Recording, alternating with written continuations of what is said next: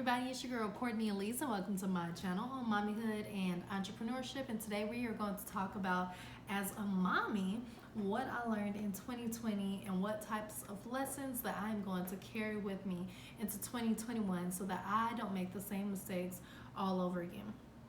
So the very first thing is that you don't have to do it all. In 2020, I really had to learn that I did not have to do everything, that I could really delegate some tasks, and literally, if I just asked and maybe pushed a little, just depending upon what it was, especially if it involved dishes. But if I asked, chances are it would get done. Whether that be with my car, whether that be with my home, with my kids, with, my partner, whoever it was, if I just asked, a lot of times people's answers are not no. The next thing is that it doesn't take a lot of money to have a whole lot of fun, and for the people that you're with to appreciate that time with you. So 2020, of course, because of the pandemic, just put all of our lives on hold for a moment, or at least most of our lives on hold for a moment. And it taught a lot of us to spend time with our family. And what I ended up learning, which is something I already knew, but sometimes it takes, crazy things to happen in order for common sense to kick in, And so what I learned is that we could literally go outside and run back and forth together, and we would have fun, and you would lose weight.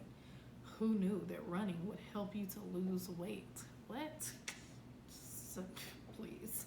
But anyway, literally, and that's free. Like, you can chase each other for free. If you already have a ball in your house, you can kick it for free, or you can spend like $1 to $10 depending upon how fancy your ball is, and then go kick it, or throw it at somebody's head, or play tag and hit them right in the chest, whatever, or let them hit you right in the chest with the ball.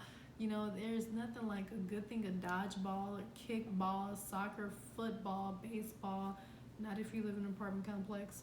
But either way, these are things that you can do with your walking babies or crawling kids or whatever. You can literally play leapfrog, ring around the rosy, even though that's technically, a game with a story behind it.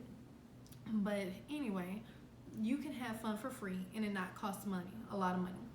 Also, my third thing is, on the contrary, the money is worth spending for the experience if done correctly.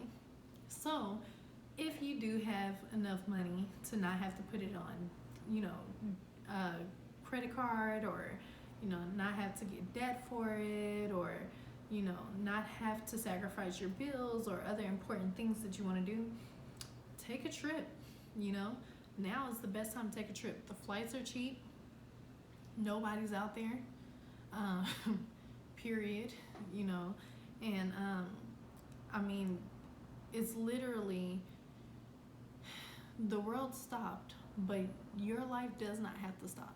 Your life does not have to stop. You just have to be super safe while living, period, and it is worth taking that time that you literally have with your children now. A lot of us have children in virtual schools.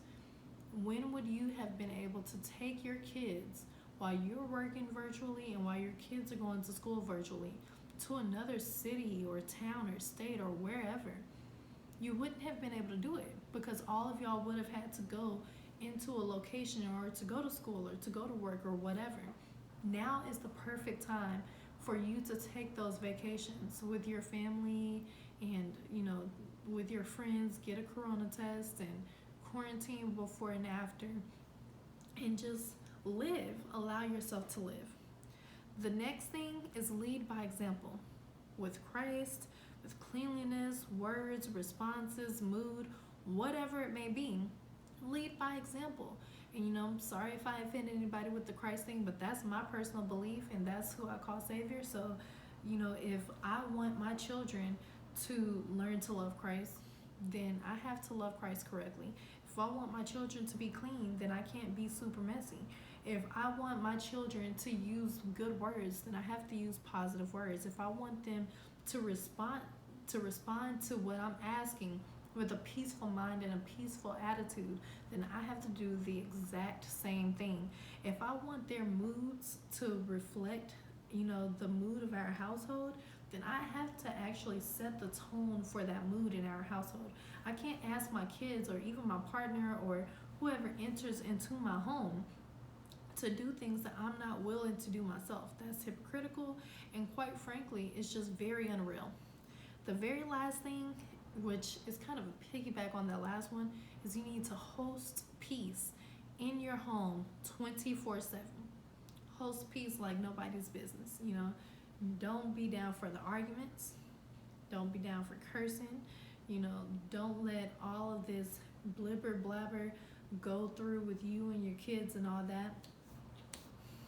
Set the example, lead by example, and host peace. Calm tones will get you just as far, if not further, than screaming at somebody will. And you don't have to be rude and you don't have to be mean. Lead by example. So those are the things that I learned in 2020 and that I'm going to take into 2021, baby. And we're going to make this year even better than the craziness that is in our hindsight. So anyway, thank you for watching this all the way to the end and for supporting my channel. I look forward to seeing y'all in the next video. Hindsight is 2020, and may 2020 be in our hindsight. Ciao.